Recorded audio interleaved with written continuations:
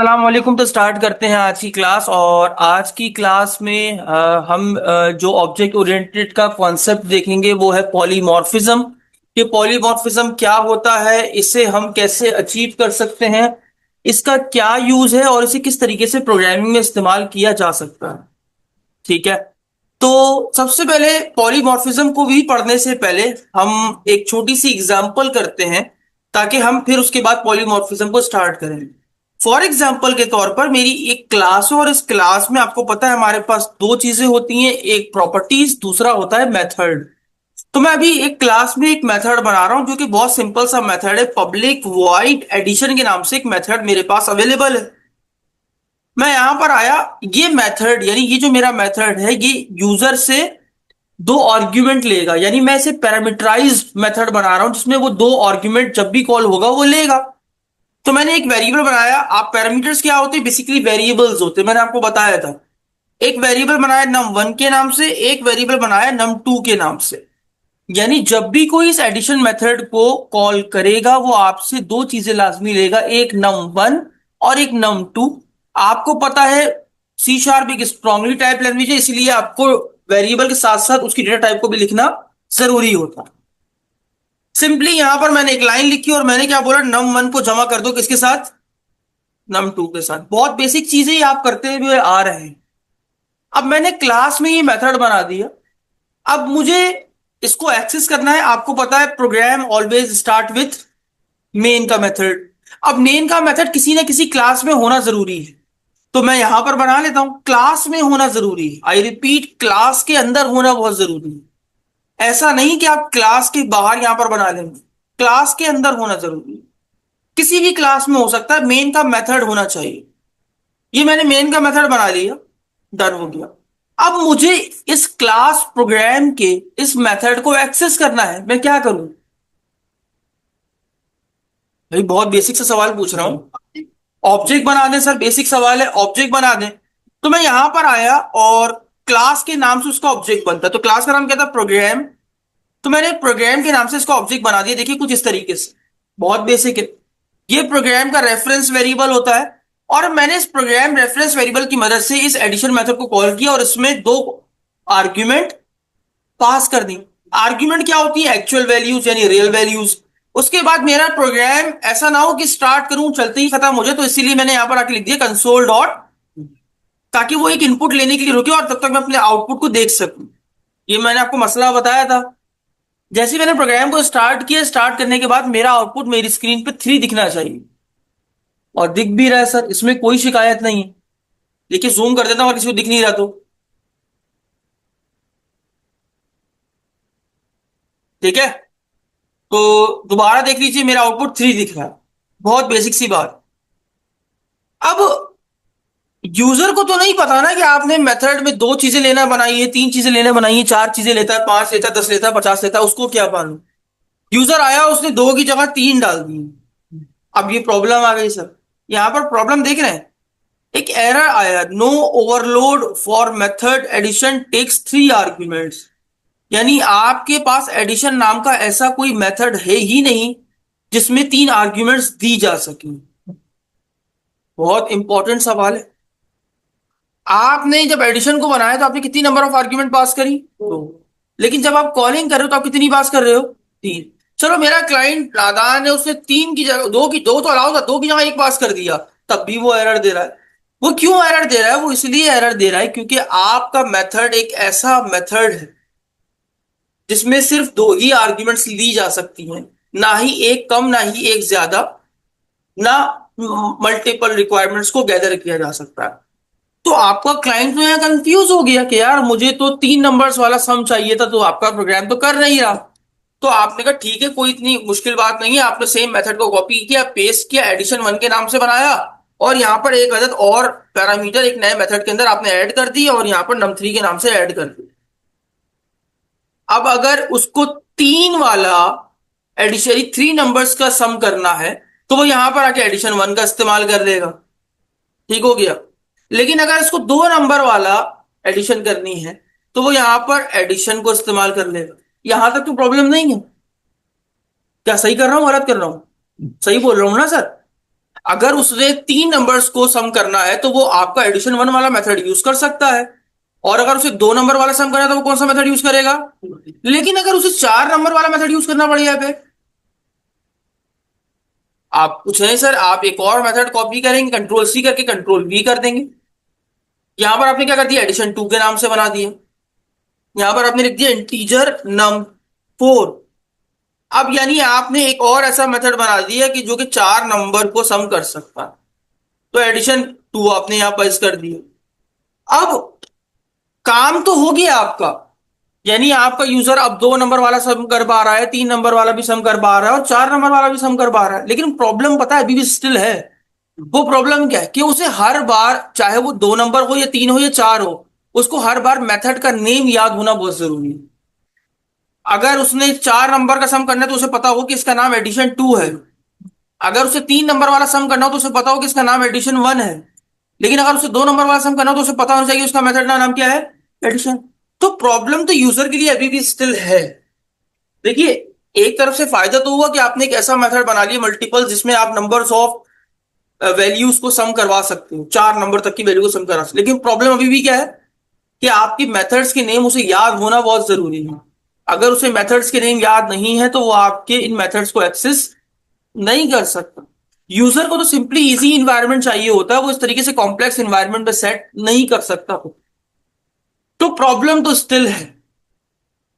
तो हमारे पास ऊब के अंदर एक बड़ा जबरदस्त कॉन्सेप्ट है, और बेसिकली पिलर्स ऑफ ऊब भी कहते हैं आपके इस कॉन्सेप्ट को। इसका नाम है पॉलीमॉर्फिज्म। पॉलीमॉर्फिज्म, ये दो अलग अलग वर्ड से मिलकर बना है। पॉली अलग है, मॉर्फिज्म अलग है। ये दोनों ही ग्रीक लैटिन वर्ड्स हैं, यानी ग्रीक भाषा जो लैंग्वेज है ना, ये उससे लिए गए हैं। पॉली का मतलब होता है मैनी। क्या मतलब होता है? मैनी। और मॉर्फिज्म का मतलब होता है फॉर्म्स। क्या होता है? फॉर्म्स।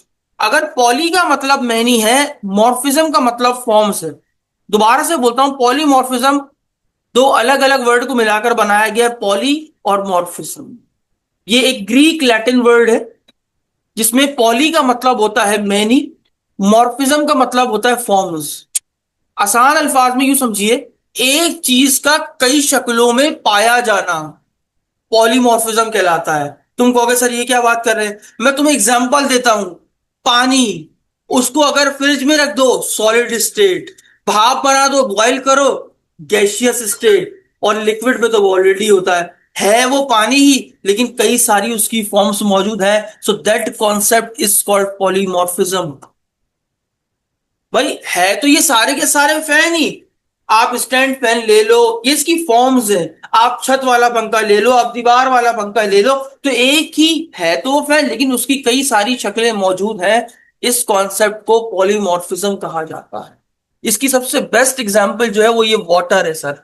कि वाटर आपके पास बाय डिफॉल्ट लिक्विड स्टेट में होता है, लेकिन उसकी दुनिया में कई सारी और भी शक्लें हैं, जैसे कि सॉलिड हो गया। सर सॉलिड आपने देखा नहीं कभी? आप फ्रिज में आप पानी को रख दीजिए, आपकी बर्फ जम जाएगी सर, तो वो आपकी सॉलिड स्टेट के अंदर आ गया। यही पानी को अगर आप चूल्हे पे रख दें तो वो आपकी गैसियस स्टेट में कन्वर्ट हो जाए। बात समझ में आ रही है? तो एक चीज का कई शक्लों, ये रियल लाइफ एग्जांपल बता रहा हूं अभी मैं, एक चीज का कई शक्लों में पाया जाना पॉलीमॉर्फिज्म कहलाता है। अगर प्रोग्रामिंग में बात करें तो पॉलीमॉर्फिज्म क्या है, सेम जो रियल लाइफ के अंदर कॉन्सेप्ट है, बिल्कुल इसी तरीके से ऊप के अंदर भी कॉन्सेप्ट आया है। पॉलीमॉर्फिज्म कहते ही उस शय को है, या उस चीज को, जिसका मतलब ये हो कि एक चीज का कई शक्लों में होना या पाया जाना हो। इस कॉन्सेप्ट को पॉलीमॉर्फिज्म कहते हैं। अब एग्जाम्पल सर वो कौन सी चीज की बात कर रहा है? तो पॉलीमॉर्फिज्म को अचीव करने के लिए यहां पर एक चीज है जो कि आपको, एक मिनट, जानना बहुत जरूरी है कि पॉलीमॉर्फिज्म अगर आप अपने कोड में, यानी अपनी ऑब्जेक्ट ओरिएंटेड प्रोग्रामिंग के अंदर अगर आप उसे अप्लाई करना चाहते हो, तो आप उसको डायरेक्टली अप्लाई नहीं कर सकते। उसको अचीव करने के लिए आपको टाइप्स ऑफ पॉलीमॉर्फिज्म का सहारा लेना पड़ता है। पॉलीमॉर्फिज्म क्या होता है, मैं आसान अल्फाज में फिर बताऊं। एक चीज का कई शक्लों में पाया जाना पॉलीमॉर्फिज्म कहलाता है। पॉलीमॉर्फिज्म की दो टाइप्स होती हैं। एक होता है कंपाइल टाइम पॉलीमॉर्फिज्म। क्या होता है? Compile time polymorphism.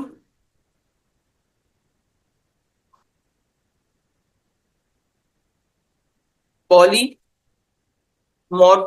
और एक होता है रन टाइम पॉलीमॉर्फिज्म। दो टाइप्स होती है आपके पास पॉलीमॉर्फिज्म की। एक होता है कंपाइल टाइम पॉलीमॉर्फिज्म, एक होता है रन टाइम पॉलीमॉर्फिज्म। यहां तक बात समझ में आ रही है? तो there are two types of polymorphism. एक होता है कंपाइल टाइम पॉलीमॉर्फिज्म, एक होता है रन टाइम पॉलीमॉर्फिज्म।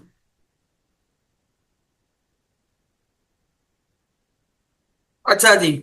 और कंपाइल टाइम पॉलीमॉर्फिज्म जो है, अच्छा, ये वो दो टाइप्स हैं जिनके जरिए आप पॉलीमॉर्फिज्म को अचीव कर सकते हैं। यानी आपने इन दो टाइप्स में से कोई जो टाइप आप इस्तेमाल करना चाहते हो, इसके जरिए आप 100% पॉलीमॉर्फिज्म को अचीव कर पाओगे। पॉलीमॉर्फिज्म मींस एक चीज का कई शक्लों में पाया जाना पॉलीमॉर्फिज्म कहलाता है। वो कहता है अगर आपने पॉलीमॉर्फिज्म को अचीव करना है तो आपने इन दो टाइप्स का इस्तेमाल करना पड़ेगा। मैं गूगल करता हूं और यहां पर अगर मैं आपको लिख के दिखाऊं पॉलीमॉर्फिज्म इन सी शार्प, तो एक बड़ी प्यारी वेबसाइट है, मैं आपको भी दिखाता हूं। पॉलीमॉर्फिज्म के लिए यहां पर अगर आप आए सी शार्प कॉर्नर पर, तो ऑलरेडी आपको दिख ही रहा है। ये रही प्रोग्रामिज.com। सर ये बहुत अच्छी वेब है। यहां पर देखिए, polymorphism is one of the feature provided by OOP. Polymorphism simply means occurring in more than one form, जैसे कि मैंने आपको समझाया। ठीक है। यहां पर इसने पूरी एग्जांपल करके दिखा दी है, लेकिन खैर मैं इसमें बहस नहीं कर रहा। तो types of, after getting the basic idea of polymorphism, अगर आपको आइडिया हो चुका है पॉलीमॉर्फिज्म का, तो आप इन टाइप्स को पढ़िए। एक होती है कंपाइल टाइम पॉलीमॉर्फिज्म, जिसको आपके पास स्टैटिक पॉलीमॉर्फिज्म भी कहा जाता है। एक होती है रन टाइम पॉलीमॉर्फिज्म, जिसको आपके पास डायनेमिक पॉलीमॉर्फिज्म कहा जाता है। बात समझ में आई? सिंपली यूं कह सकते हैं कि अगर आपने अपने ऊप कॉन्सेप्ट में पॉलीमॉर्फिज्म को अचीव करना है, तो आप इन दो टाइप के जरिए पॉलीमॉर्फिज्म को अचीव कर सकते हैं। एक होती है कंपाइल टाइम पॉलीमॉर्फिज्म, जिसे आप स्टैटिक पॉलीमॉर्फिज्म कहते हैं। एक होती है रन टाइम पॉलीमॉर्फिज्म, जिसे आप डायनेमिक पॉलीमॉर्फिज्म कहते हैं। आइए एक एक करके स्टार्ट करते हैं। Compile time polymorphism. In C, in compile time polymorphism में the compiler identifies which method is being called at the compile time। यानी कंपाइल टाइम पॉलीमॉर्फिज्म एक ऐसा पॉलीमॉर्फिज्म है जहां पर आपका कंपाइलर आइडेंटिफाई करता है कंपाइल टाइम पे कि आपका कौन सा मेथड चलेगा और कौन सा मेथड नहीं चलेगा। थोड़ा सा मुश्किल है, लेकिन मैं भी आपको समझाऊंगा सर, कोई बात नहीं। एक होता है, अच्छा, अब कंपाइल टाइम पॉलीमॉर्फिज्म, आप दो टाइप्स हैं आपकी, मैंने आपको बताया, इनके जरिए आप क्या कर सकते हो, पॉलीमॉर्फिज्म को अचीव कर सकते हो। कंपाइल टाइम पॉलीमॉर्फिज्म में एक कॉन्सेप्ट होता है जिसका नाम होता है मेथड ओवरलोडिंग। यानी आप मेथड को ओवरलोड करके आप कंपाइल टाइम पॉलीमॉर्फिज्म को अचीव कर सकते हो। अब ये मेथड ओवरलोडिंग का क्या कॉन्सेप्ट, मेथड ओवरलोडिंग का कॉन्सेप्ट ये कहता है, मैं आपको साथ बताऊंगा एग्जाम्पल। अभी तक आपने देखा, यहां पर आप कोड को और कीजिए, मैंने एग्जाम्पल क्यों कराई। अभी तक आपने देखा कि अगर मुझे डिफरेंट नंबर्स ऑफ पैरामीटर्स वाला मेथड बनाना है, जो कि काम सेम ही करता है लेकिन डिफरेंट पैरामीटर्स के ऊपर काम करता है, यानी कोई दो वाला सम कर रहा है, कोई तीन वाला सम कर रहा है, कोई चार वाला सम कर रहा है, लेकिन आप अगर गौर और फिक्र करें तो काम सारे के सारे एडिशन ही कर रहे हैं। लेकिन प्रॉब्लम यहां पर क्या थी, प्रॉब्लम ये थी कि आपके पास मेथड तो ठीक है बहुत सारे, लेकिन प्रॉब्लम ये थी कि यूजर को ये याद करना पड़ता था कि चार वाला करना है तो मेथड का नाम क्या है, तीन वाला करना है तो मेथड का नाम क्या है, और दो वाला करना है तो उस मेथड का नाम क्या है। अब मैंने आपको बताया कि आपके पास टू टाइप्स ऑफ पॉलीमॉर्फिज्म होता है। एक होता है कंपाइल टाइम पॉलीमॉर्फिज्म, जिसे आप स्टैटिक पॉलीमॉर्फिज्म कहते हैं। कंपाइल टाइम पॉलीमॉर्फिज्म के जरिए आप अचीव करते हैं क्या, पॉलीमॉर्फिज्म। लेकिन कंपाइल टाइम पॉलीमॉर्फिज्म को भी अचीव करने के लिए आपको जिस कॉन्सेप्ट को पढ़ना पड़ता है उसे मेथड ओवरलोडिंग कहते हैं। यानी अगर आप मेथड ओवरलोडिंग को अचीव करते हैं तो सिंपली आप किसको अचीव करते हैं, कंपाइल टाइम पॉलीमॉर्फिज्म को। और जब आप कंपाइल टाइम पॉलीमॉर्फिज्म अचीव कर ले तो डायरेक्टली इसका मतलब क्या, आपने क्या अचीव कर लिया, पॉलीमॉर्फिज्म को अचीव कर। बात समझ में आई? तो मेथड ओवरलोडिंग क्या कॉन्सेप्ट है, मेथड ओवरलोडिंग का कॉन्सेप्ट ऊप के अंदर ये है, पहला रूल, कि आप सेम नाम से मेथड बना सकते हो। है मतलब मेथड ओवरलोडिंग का पहला रूल ये कहता है कि आप सेम नाम से मेथड बना सकते हो। तो एरर क्यों दे रहा है सर? अभी तो आपने कहा कि अगर आपने मेथड ओवरलोडिंग को अचीव करना है तो इसके कुछ रूल्स हैं जिसको पढ़ना बहुत जरूरी है। पहला रूल ये कहता है कि आप सेम नेम ऑफ मेथड, यानी आप जितने भी नंबर ऑफ मेथड्स बनाएंगे उनके सारे के सारे के नाम क्या होने चाहिए? सेम होने चाहिए। अब मैंने सेम तो बना रखा है, तो ये एरर क्यों दे रहा है? ये एरर इसलिए दे रहा है क्योंकि अब इसका आपने दूसरा रूल नहीं पढ़ा। वो कहता है आपके जितने भी मेथड उस क्लास के अंदर बनेंगे वो सेम नाम से बनेंगे। फिर बात बताऊं, एक ही क्लास में सेम नाम की मेथड बनेंगे, पहला रूल। यानी अगर आपने किसी मेथड को मेथड ओवरलोड करना है तो आप उन सारे मेथड को एक ही क्लास के अंदर बनाओगे। दूसरा, जिस नाम से पहला मेथड बनाया सारे मेथड उसी नाम से बनाओगे, दूसरा रूल। तीसरा रूल और आखिरी रूल जो बहुत इंपॉर्टेंट है, नंबर ऑफ, तीसरा एक और रूल भी है, नंबर ऑफ पैरामीटर्स डिफरेंट होने चाहिए।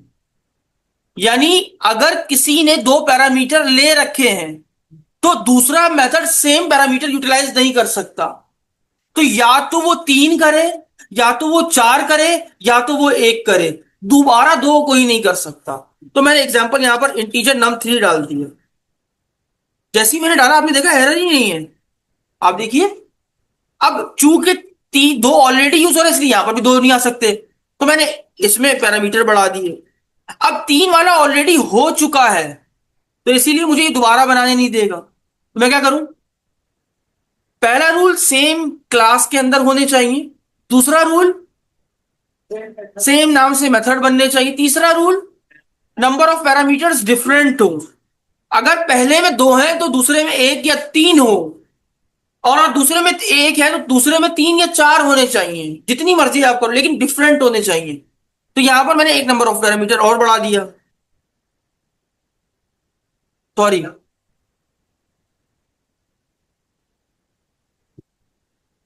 देखा आपने? अब मैंने यहां पर इन चारों को ऐड कर दिया।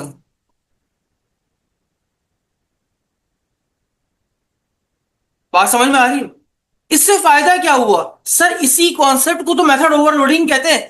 अब यहां पर देखो, मैंने एडिशन मेथड को कॉल किया, प्रोग्राम चला नहीं, यानी ऑटोमेटिक, मैंने बोला ना, जैसे आप कोड लिख के लिखते हो कंपाइल होना शुरू हो जाता है। तो कंपाइल टाइम पॉलीमॉर्फिज्म इसी कहते हैं। जैसे ही आपने एडिशन वन लिखा, एडिशन कॉल किया, आपने इसमें कितनी number of values the? Automatic, देखो उसके ऊपर रेफरेंस आ गया, बाकी के ऊपर रेफरेंस ही नहीं है। कंपाइल टाइम पे उसी पर चल गया कौन सा मेथड चलाऊंगा। अब मैंने अगर उसको दो की जगह तीन दे दी, इसको पता चल गया नहीं ये वाला मेथड ही चलाऊंगा, कौन सा चलाऊंगा?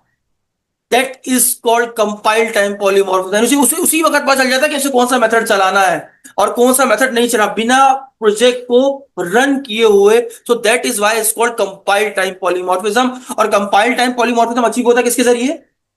मेथड ओवरलोडिंग के जरिए। मेथड ओवरलोडिंग का रूल क्या कहता है कि सेम क्लास के अंदर सारे मेथड होने चाहिए, सेम नाम से होने चाहिए। नंबर ऑफ पैरामीटर्स, सर अभी एक बात और रह गई, एक रूल और रह गया, अभी खैर मैं आपको दिखाता हूं। अगर मैंने तीन लिखा तब भी चलेगा। अब इस बार देखो मेथड का नाम सेम ही है, वो ऑटोमेटिक छह आ गया। लेकिन अगर मैंने दो लिखा तब वो किसको चलाएगा? दो वाले मेथड को चलेगा, रेफरेंस को दिया जाएगा, आ गया, स्टार्ट किया, अब दो वाला चलेगा। लेकिन अब मैंने इसको वैल्यूज चार दे दी, तो अब कौन सा चलेगा? देखा सर फायदा क्या हुआ? आपने एक ही सेम नाम के मेथड को डिफरेंट तरीकों से, एक ही चीज का कई शक्लों में पाया जाना। सर डेफिनेशन पूरी बात कर रही है वो एडिशन मेथड ही, लेकिन कई सारी फॉर्म्स मौजूद हैं। So that concept is called polymorphism. बात समझ में आई? है तो एक ही शक्ल ना सर, है एडिशन मेथड, लेकिन उसकी मैनी फॉर्म्स हैं, मैनी फॉर्म्स हैं। बात समझ में आ रही है? तो इस कॉन्सेप्ट को क्या कहते हैं? पॉलीमॉर्फिज्म। ये पॉलीमॉर्फ मेथड ओवरलोडिंग किस टाइप का कॉन्सेप्ट है? कंपाइल टाइम का। कंपाइल टाइम पॉलीमॉर्फिज्म को क्या कहते हैं? एक और नाम कहते हैं स्टैटिक पॉलीमॉर्फिज्म। बात में, और ये कंपाइल टाइम पॉली, अगर आप मेथड ओवरलोडिंग को अचीव करते हो इट मींस आप क्या अचीव कर लेते हो? Compile time polymorph. और कंपाइल टाइम अगर आप अचीव कर लेते हो इट मींस आपने डायरेक्टली क्या अचीव कर लिया? पॉलीमॉर्फिज्म को अचीव कर लिया। अब मैंने एक रूल और आपसे नहीं शेयर किया, वो क्या है? सर मैं एक काम करता हूं ना सर, मुझे ना एक नंबर इंटीजर चाहिए और एक नंबर डबल चाहिए। मतलब एक रूल ये भी कि अगर आप सेम नंबर ऑफ पैरामीटर भी बना सकते हो, लेकिन आप उसकी डेटा टाइप को चेंज कर दो। अगर स्टार्ट में दोनों में इंटीजर यूज कर लिया है तो आप किसी को कुछ और दे दो। यहां पर मैंने डबल यूज कर लिया। देखा आपने? भाई ये वाला फंक्शन क्या करता है? अब देखना। अब मैं यहां पर आया, अब मैंने दो वाली पास करी, ये दोनों किस टाइप की वैल्यूज हैं? इंटीजर। कौन सा चलेगा? इंटीजर वाला। लेकिन अगर मैंने एक डबल 1.34 और एक इंटीजर पास की, तब कौन चलेगा? सर लिखा हुआ आ गया वन रेफरेंस, मैं चला के दिखा रहे सर आंसर। आप आंसर देखिएगा सर। बात समझ में आई? तो पहला रूल क्या कहता है मेथड ओवरलोडिंग का? सेम क्लास के अंदर होंगे, सेम नाम से होंगे, नंबर ऑफ पैरामीटर्स डिफरेंट हो सकते हैं, डिफरेंट होंगे। उसके बाद अगर आप नंबर ऑफ पैरामीटर डिफरेंट नहीं करो तो आप डिफरेंट डेटा टाइप्स यूज कर सकते हो, सेम डेटा टाइप यूज नहीं कर सकते। इस कॉन्सेप्ट को कंपाइल टाइम पॉलीमॉर्फिज्म कहा जाता है। आइए चलते हैं वेबसाइट के ऊपर। तो वो कह रहा है कंपाइल टाइम्स अगर आपने अचीव करना है तो आप मेथड ओवरलोडिंग का इस्तेमाल करोगे। देख लीजिए इसमें वही बात, in C sharp class we can create method with the same name in a class if they have different number of parameters और टाइप ऑफ पैरामीटर। यहां पर एक एग्जांपल दी भी, देख लो भाई। सेम नाम से मेथड बना हुआ है, टोटल सम के नाम से। पहले में एक पैरामीटर, दूसरे में एक भी नहीं, दूसरे में दो पैरामीटर, तीसरे में दो पैरामीटर, और चौथे में यहां पर ये तीन एग्जाम्पल ये बता रही है कि पैरामीटर्स डिफरेंट हैं।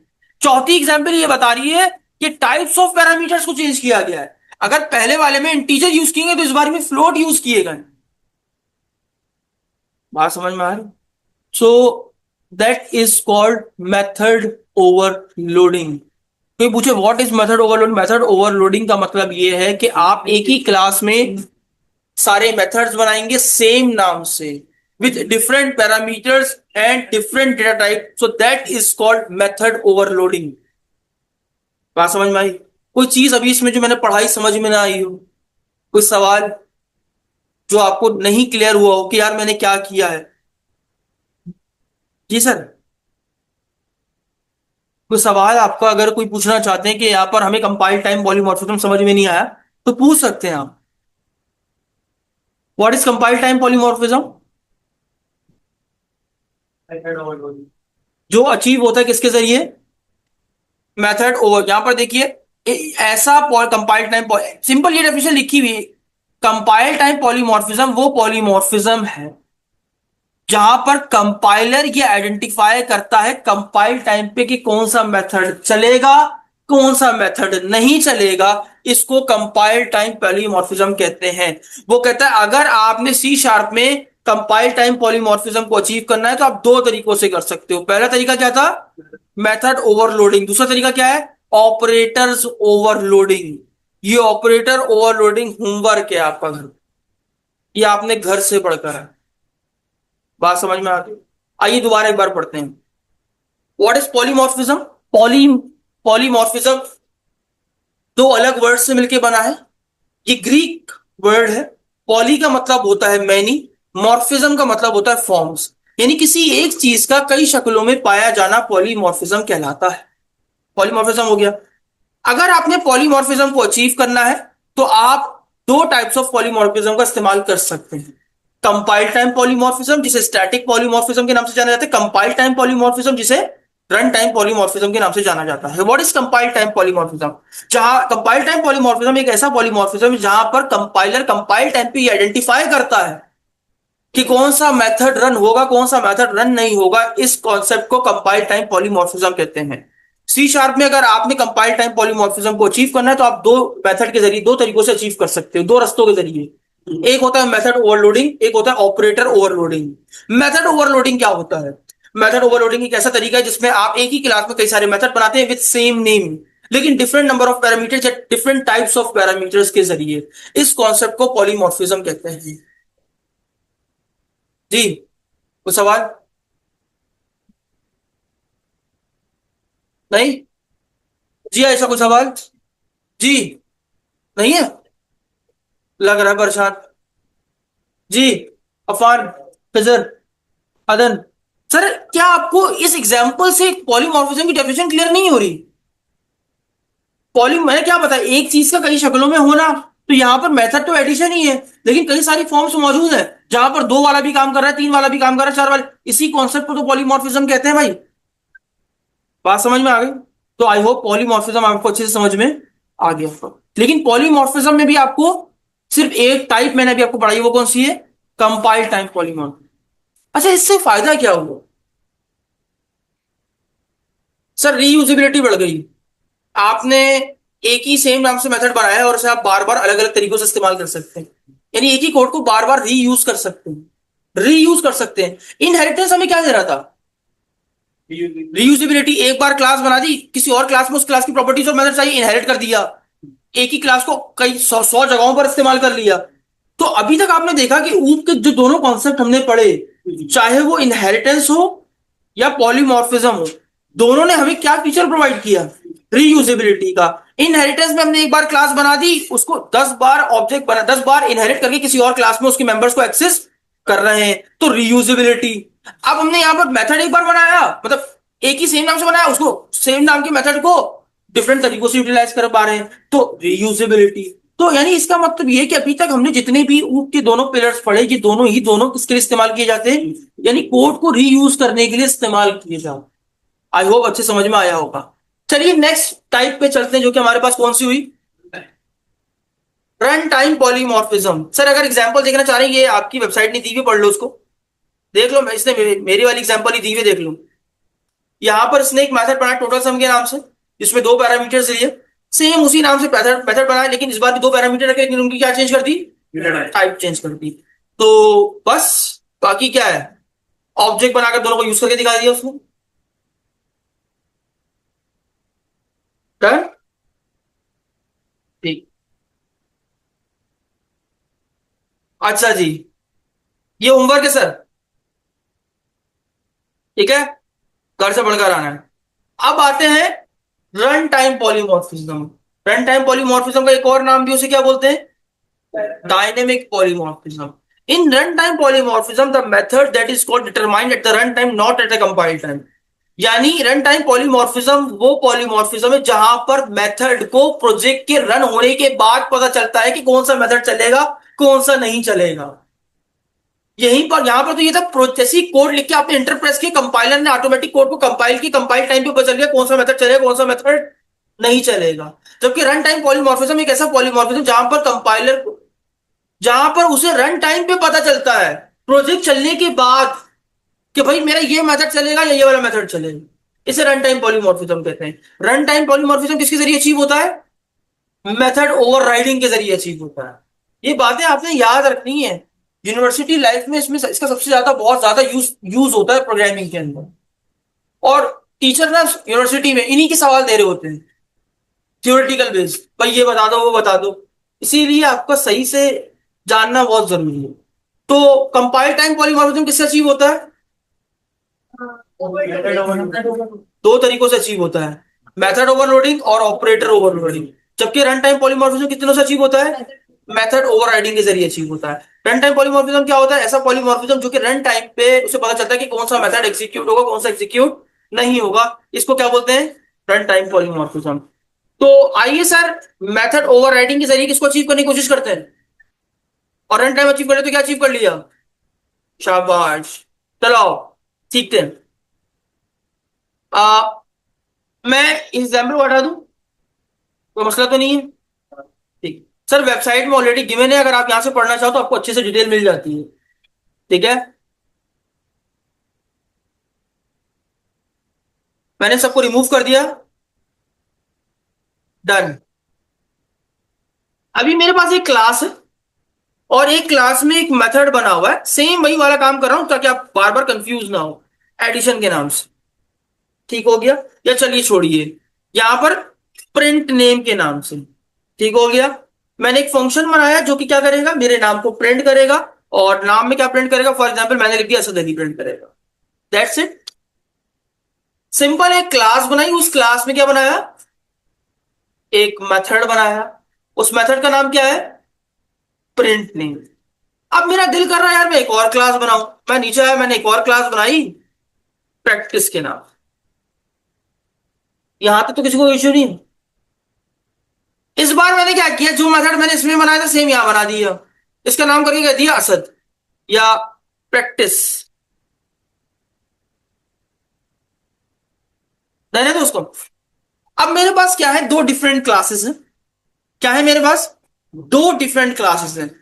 तो दो डिफरेंट क्लासेस के अंदर सेम नाम से मेथड बना हुआ है। बन सकता है सर वो अपनी क्लास है, ये अपनी क्लास है, कोई आपस में रिलेशन तो है ही नहीं जो मसले वाली बात हो। तो अगर मैं प्रैक्टिस को ऑब्जेक्ट बनाऊं तो कौन सा वाला मेथड रन होगा? इसका वाला रन होगा। लेकिन अगर मैं प्रोग्राम को ऑब्जेक्ट बना के प्रिंट नेम को कॉल करूं तो कौन सा मेथड रन होगा? सर प्रोग्राम वाला रन होगा। सिंपल सी बात है, यहां तक किसी को इशू मेरे ख्याल से होना भी चाहिए। मेथड बने सेम बने हुए हैं, लेकिन अलग अलग क्लास में बने हुए हैं। ठीक है। लेकिन अगर मैं इस प्रैक्टिस क्लास को इनहेरिट कर दूं प्रोग्राम से, एरर नहीं आया, क्योंकि सेम नाम से मेथड बना हुआ है। ठीक है। अच्छा जी। तो मैं यहां पर आता हूं और मेन का मेथड चला देता हूं, स्टैटिक वाइड।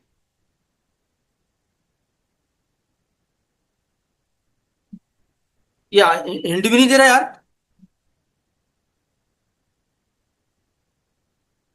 ठीक है। अब मैं ऑब्जेक्ट बना रहा हूं किसका? प्रैक्टिस का। प्रैक्टिस का, आई रिपीट, प्रैक्टिस का। ना ना, मैं क्यों बताऊं। हाँ। अब अगर मैं प्रैक्टिस के जरिए प्रिंट नेम को कॉल करूं तो कौन सा मेथड चलेगा? बताओ कौन सा चलेगा। देखो दोनों चीजें तुम्हारे सामने मौजूद हैं। ये लो।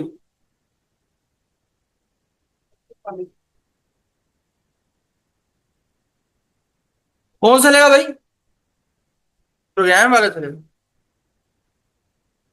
मेथड ओवरराइडिंग क्या होती है? मेथड ओवरराइडिंग का मतलब ये होता है कि डिफरेंट क्लास के अंदर, rule number one, different class के अंदर सेम नाम से मेथड बने हुए हैं। हो गया। पहला रूल क्या था मेथड ओवरराइडिंग का? अपनी अपनी क्लासेस में मेथड सेम नाम से बने हुए हैं। सेम नंबर ऑफ पैरामीटर्स हो। अगर यहां पर एक भी नहीं है तो यहां पर भी एक भी नहीं होना चाहिए। अगर यहां पर दो है तो यहां पर भी दो होने चाहिए। अगर यहां इंटीजर दोनों पैरामीटर तो यहां भी दोनों इंटीजर होने चाहिए। मेरी बात समझ में आ रही? पहला रूल क्या था? डिफरेंट क्लास में सेम नाम से मेथड होने चाहिए। दूसरा रूल, नंबर ऑफ पैरामीटर्स और टाइप्स ऑफ पैरामीटर क्या होनी चाहिए? सेम होनी चाहिए। Rule number three, method overriding को अचीव करने के लिए रूल नंबर थ्री बहुत इंपॉर्टेंट है।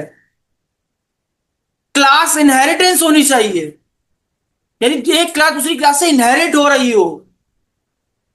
भाई जावास्क्रिप्ट में पढ़ा होगा, अगर एक वार ना नेम के नाम से एक वेरिएबल बनाया, उसमें डाल दिया असद, प्रिंट किया, असद प्रिंट हो गया, नीचे आए दोबारा से वेरिएबल नहीं बनाया, नेम के अंदर ही अली डाल दिया, तो पहला वाला वेरिएबल दूसरे वाले से क्या हो जाता था? ओवरराइड।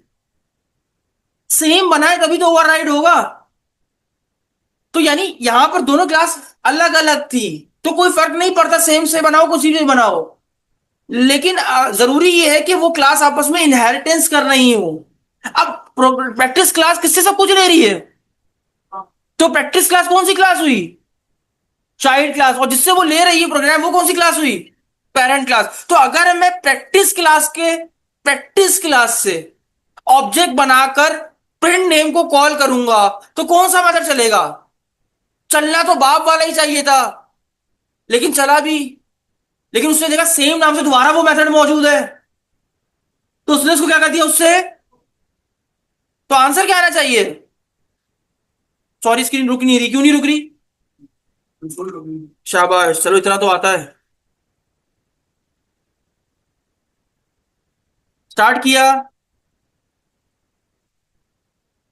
लेकिन अगर मैं प्रैक्टिस का ऑब्जेक्ट ना बनाऊं, मैं बना दूं प्रोग्राम का, अब क्या होगा?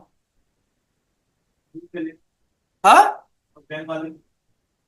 क्योंकि पेरेंट ने किसी का एक्सेस नहीं लिया है मेरे भाई, तो पेरेंट अपना आपको डायरेक्टली एक्सेसिबल कर सकता है। तो हाँ, तो आपने एक चीज नोटिस करी, एक ही चीज है, कई शक्लों में पाई जा रही है। यहां पर मेथड तो सेम है, लेकिन अंदर का स्टेटमेंट डिफरेंट है, यानी अंदर की जो वर्किंग है वो डिफरेंट है। तो वो एक ही चीज, लेकिन कई सारी शक्लों में पाई जा रही है। So that concept is also called polymorphism. हाँ, तो प्रैक्टिस क्योंकि एक्सेसिबल है फादर से, तो उसने, ऐसा नहीं हुआ कि पेरेंट नहीं चला, पेरेंट चला, लेकिन चाइल्ड भी चला। देखो, इसने देखा पहले ये वाला मेथड था, तो प्रिंट नेम का कौन सा चलाया पहले इसने, ये वाला। फिर उसने दोबारा ये चलाया, क्यों चलाया, क्योंकि उसने कहा सेम नाम से पड़ा हुआ है, तो ये वाला किससे क्या हो गया, ओवरराइड। लेकिन सर, इज इट पॉसिबल, क्या हम चाइल्ड में रहते हुए पेरेंट को एक्सेस कर सकें? मतलब मैं चाहता हूं मेरे वालिद साहब को कॉल किया जाए, नहीं समझे अभी, मैं चलाऊंगा, आंसर क्या आएगा, मैं चाहता हूं सर चाइल्ड से ये आंसर आए, यानी मेरा वाला मेथड कॉल ना हो, उनका वाला मेथड कॉल होना चाहिए। सर ये रियल लाइफ में ओवरराइड होता नहीं होता, मैं आपको बताता हूं, होता है। एग्जाम्पल के तौर पर, एग्जाम्पल दे रहा हूं सर, मेरे दादा अनपढ़ थे, एग्जाम्पल है ना सर, वही सेम चीज मेरे वालिद साहब में भी चली, मुझ में भी चली, लेकिन मैंने उसे ओवरराइड कर दिया। इनहेरिटेंस तो होती भी आई, तभी तो ओवरराइड हुआ, तभी तो अचीव हुआ पॉलीमॉर्फिज्म। बात समझ में आई? तो मुझ तक पहुंचते हुए ओवरराइड हो गई। तो यहां पर भी यही हो रहा है, डिफरेंट क्लासेस थी, लेकिन इनहेरिट से रिश्ता हो चुका था, रिलेशन हो चुका था, तो इसीलिए पेरेंट ने, चाइल्ड ने पेरेंट के मेथड को ओवरराइड कर दिया अपने से, जो कि आंसर आपको मिल गया। लेकिन मेरा सवाल ये, क्या मैं चाइल्ड से पेरेंट के मेथड को कॉल कर सकता हूं? क्या हो गया है? मैंने क्या कुछ मुश्किल चीज पूछ ली भाई? तो अगर आप पेरेंट को अचीव करना चाहते हो, तो आप यहां पर सुपर का इस्तेमाल कर सकते हो ना। यहां पर सुपर नहीं होता सी शार्प में, ये जावा लिख रहा हूं मैं, तो लग रहा है using parent method in polymorphism, super, ये जावा का बताया था मैंने। अच्छा, इसमें भी कोई कोई ना कोई कीवर्ड ही होगा। देखिए सी शार्प में क्या है, हाँ सुपर नहीं सर, बेस है, यानी बेस क्लास पेरेंट क्लास को ही बोलते हैं।